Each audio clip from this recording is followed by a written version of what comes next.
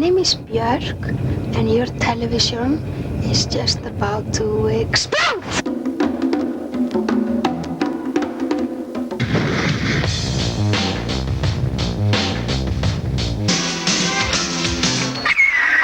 Well, I became famous in Iceland when I was 11, and because I sang on a record, and I hated it.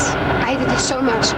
And I got all this money and all these children who really wanted to be my friends, and I was on the cover of all the magazine, and I hated it. Mostly because I didn't write the songs myself. I only wrote one song, and I was only singing. So I felt very guilty, like I was cheating, you know?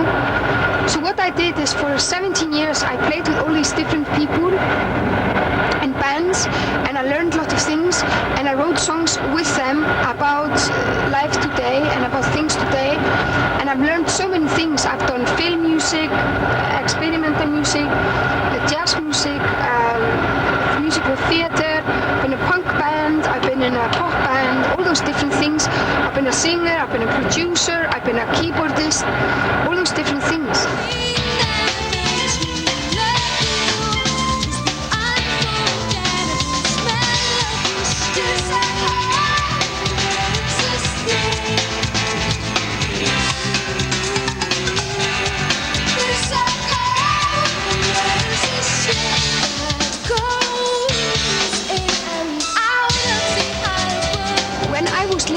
I decided to write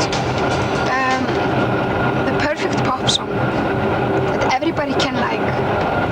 Not because I want to be famous or control freak or anything, but because I think people need the perfect pop song. I want the nurses, I want the doctors, I want the dentists, I want the school teachers, I want the mountain climbers, I want the little children and the old sad ladies to hear that perfect pop song that makes them happy.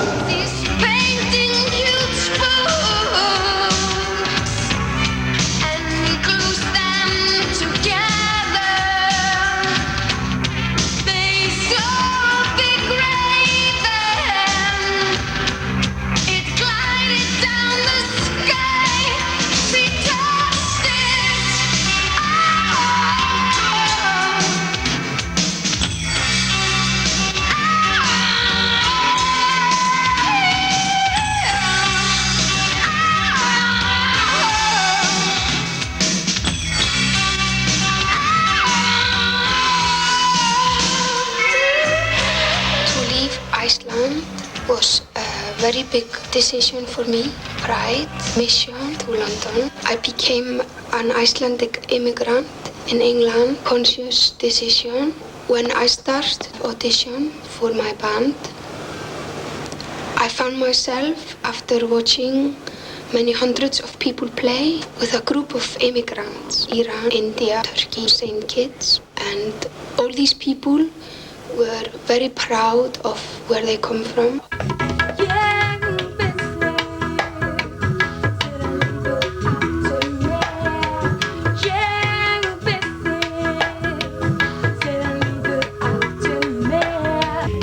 Fallegar og stóra. Lyric in two different languages is never the same. Afslappar. I start in Icelandic and I juggle it into English and back and forth and back and forth and back and forth. Og við erum búin að vinna mikið í dag. And then in the end you put two very independent lyrics that are different, but they focus on the same emotion.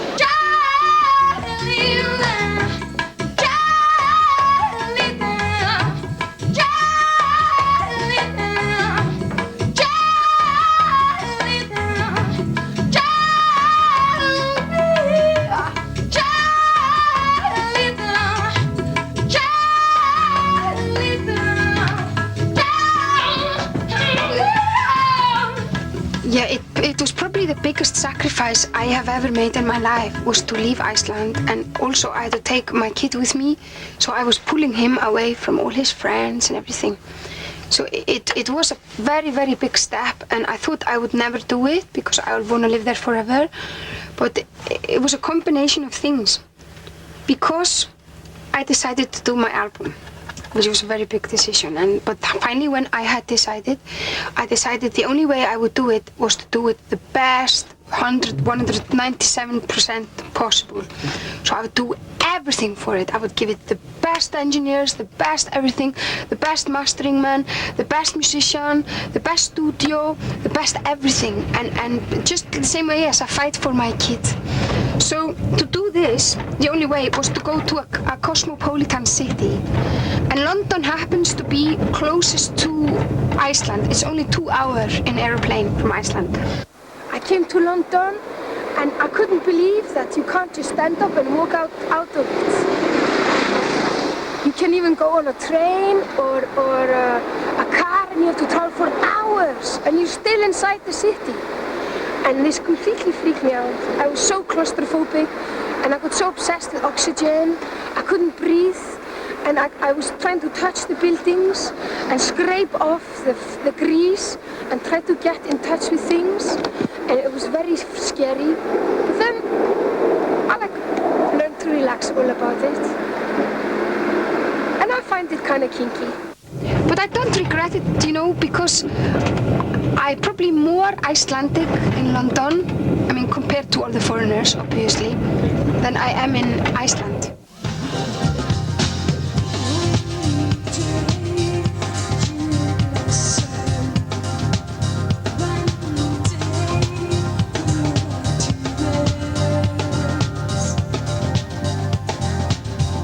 Debut was very much for me like a little virgin trying to express herself. Musically a virgin.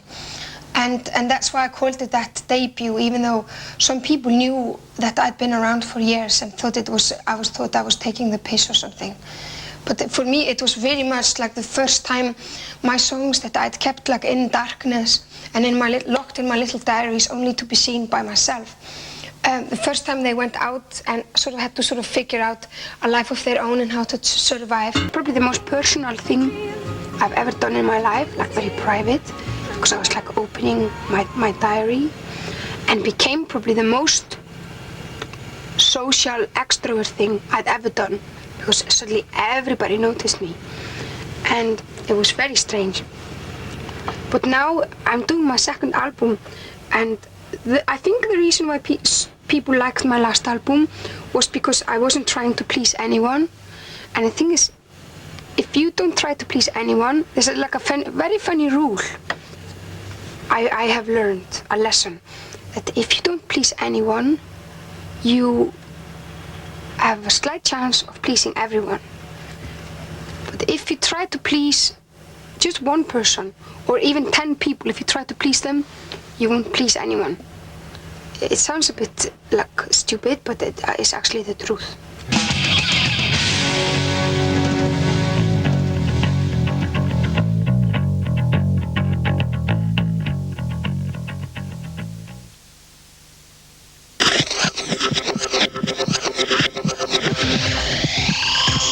Monitoring top 50 ultrasounds, amputating the rest from the best, implanting new hits. Make an incision in your schedule. To check your chart every week, we've got our finger on music's pulse. Chartbeat, weekdays on Channel V. Let the smooth sounds of soul drift through your day at 2 p.m. Tuesday to Friday. For a late night fix, tune in after dark. From the crooning of Curtis to the furthest reaches of funk, take your slice of soul. Get into the kitchen. Soul Kitchen, only on Channel V.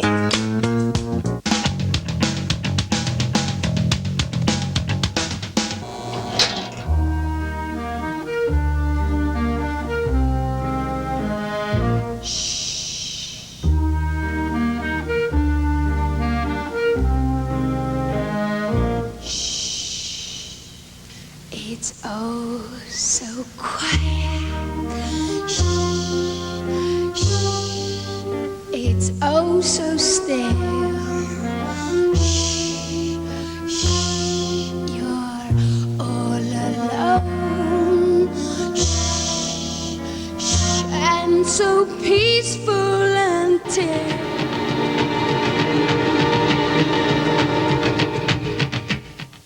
I guess the biggest difference between debut and post is that debut were all songs I wrote over a 10-year period, all in my house in Iceland after my son had gone to bed. So they were quite private and intimate, like little experiments, and more like a diary thing, you know, something in order to keep you sane, rather than you want to tell the whole world about it. You fall in love, sing through the sky up above, sing through is caving in. Wow! This album is, on the contrary, I moved to England 2 years ago, and all the songs on this album are written since then. So they're all written with in mind that other people will hear them. They are more, not as shy and introvert, they're probably more sort of conscious and more confident. So nuts about a guy you wanna love, you wanna cry, you cross your heart and hope to die. Till it's over. Now I can make very angry songs, I can make very happy songs, very sad songs, very delicate songs, very vulnerable songs, very strong, aggressive songs, and all those different things. And I think in that sense, post is a lot better than debut.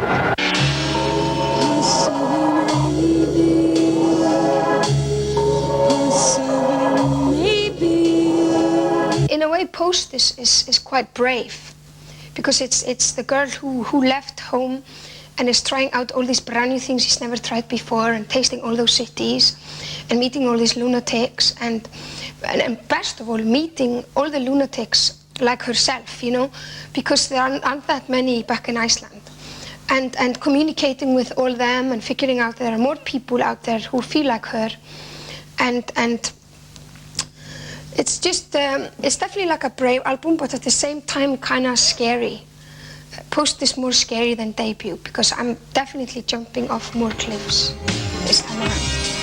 I played dead. It stops the sting. I played dead.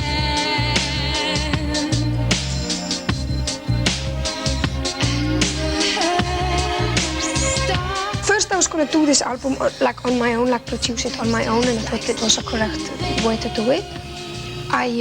Then I started getting a bit scared and kind of getting all big too much for me. So I asked Nelly Hooper, who produced my debut album, to produce this album for me. He refused. He said it was ridiculous that I could do it on my own and I should do it on my own. And then in the end, I contacted him again and said it was too soon for me to do it on my own. And he agreed to be my safety net. I miss you, but I haven't met you yet. So special, but it hasn't happened yet. You are gorgeous, but I haven't met you yet. I remember, but it hasn't happened yet. When we went to Bahamas to record the album, he had a surprise for me. He prepared, and he said, you know, picked me up in a car one morning, took me to this cave, big cave which was there, and kind of gave me like a microphone and headphones with a very, very long lead. And I told me to go into the cave, and there was absolutely no light in there, and I climbed into it, and then the song came in the headphones and all the music, and I sang the song, like the lyric, and while I crawl into the unknown, cover me, I'm going into a mystery, cover me. And like if something went wrong, I was supposed to pull the lead, and they would come and get me. And they were outside, like in the night, with headphones and little mixing desk, listening to it. And then I suddenly, I heard all these beautiful noises, and then I was actually standing on the top of a little cliff with sort of like a canyon in front of me, like 4 meters down, just on the edge, with the microphone, and I realized all the little noises were actually bats, hundreds of bats, kind of like going past me. So they made all these beautiful little like little noises, and they are on the record. And if you complain once more, you me down, I'm love you. And if you complain once more, you me down, I'm love you. Guess another precious person I worked with was probably Tricky. The songs two we did together, one called Enjoy, which is just about celebrating life and having the guts to jump off cliffs and not clinging to your little nest your whole life. You have to sort of go for it sometimes. And the other song, Headphones, which was an idea I had actually a while ago, where a friend of mine, actually, Graham Massey, he used to send me tapes in the post, just all the songs, his favorite songs, put on one tape. And I think it's one of the most brilliant, precious presents you can get from a friend. And if you may be having a bad day, you keep it in your pocket for the whole day, and then in the evening, before you go to bed, you take your Walkman and you go to bed after having a bath, and you lie there with the Walkman and you listen to the tape, and you fall asleep with the tape, with the headphones on. So it's like almost like an anthem, like a sort of worship anthem to headphones. And the chorus goes, my headphones saved my life, your tape lulled me to sleep. And it's very much about that. And I decided to use all those things, put a lot of vocals on it, and really try to sort of use the headphone, trick, like sort of da, all those tricks, and really sort of glorify headphones.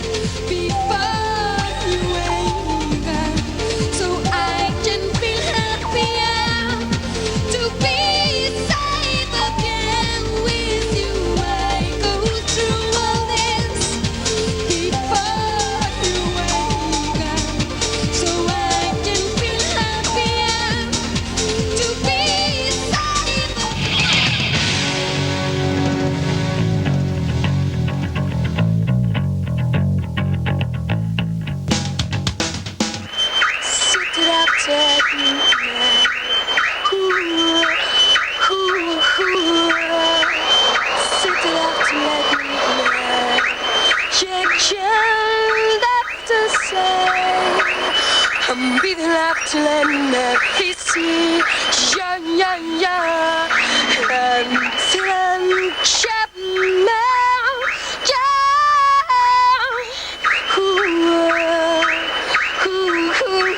Sit it out till I always take my ghetto blaster with me everywhere I go. And I used to have a smaller one. It was just one tape, but no CD. And I could take it everywhere with me, and if you put just the right song on, it can be a lot stronger than even words. Say if two friends are arguing and you just put exactly the right song on and they stop arguing, or maybe two people that really fancy each other but they're too shy, you put just the right song on and they fall in love. So I really, this is my best friend, I think. Come on, girl, let's sneak out of this party. It's getting boring. There's more to life than this. It's still early morning. We could go down to the harbor and jump between the boats and see the sun come up. I think there has always been all the different kind of music, always, from the day when some of the monkeys decided to become men. There is the sort of cheap, everyday music, the sort of deep, intellectual music, the sort of humorous music, all the different, you got all sorts of music, and I think all the different type of music are just as important, and they are now in 1995. This is the same thing. You got the sort of stupid music, because it's very important. You must never stop being stupid. It's one of the most important human qualities to remain stupid. And also the sort of intellectual music, and also instinctive music, and also happy music, and all the different type of music with all the different type of instrument, because you can play music on almost anything, you know? Down to the bottom, drop my anchor. This is where I'm staying. This is my home.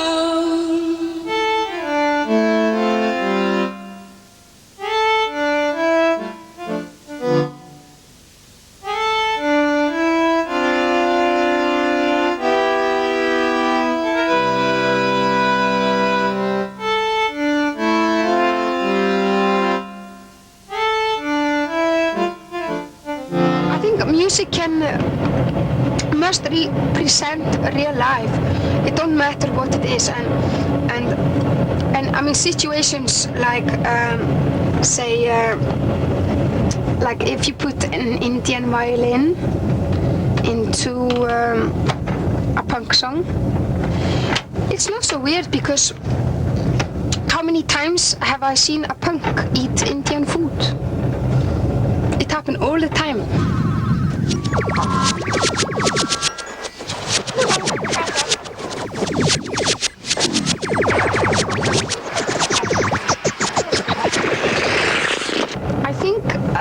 I think what influences me most in writing my songs is emotional things, because in a way all the noises of the world, all the noises that I have learned, I think you sort of take that in from the age of 0 till about 50. Then majority of your influences are already there, and then they're just little noises like cars, you know, and not so literally music, but just, you know, cars, machines, you know, like ghetto blasters, you know, people talking around you, echo in the mountain, all these things. I think most of all you're influenced by things like this up till 15. After that, I think what triggers off songs in you is emotions.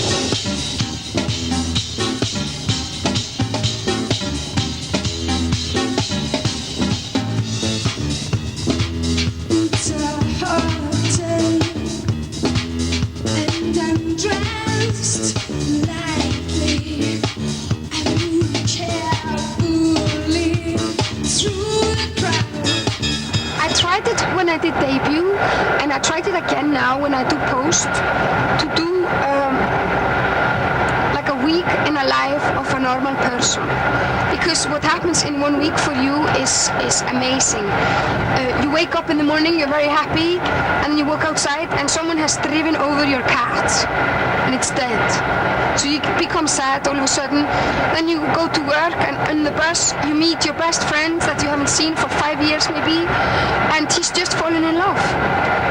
And then you go to work and you have a very bad day at work, and you're trying to work, and then maybe you go outside afterwards and get drunk with your friends, and then you dance in a club and you're very sweaty, and you come outside of the club and the sun is shining again. So you can't control things, you just gotta enjoy it as it happens.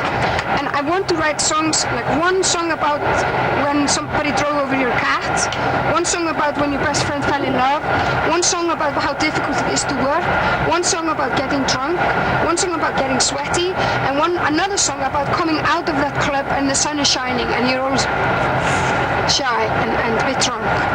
So an album should be all those different things.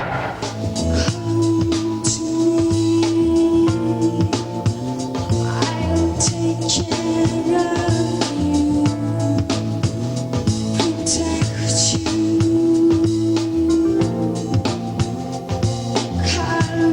calm down. You're exhausted. Come lie down.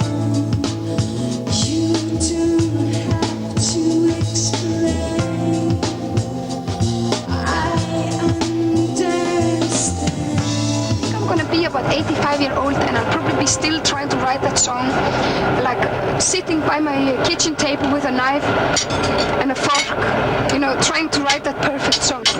And then I'll probably drop that and die. And they will say, well, she gave it a try.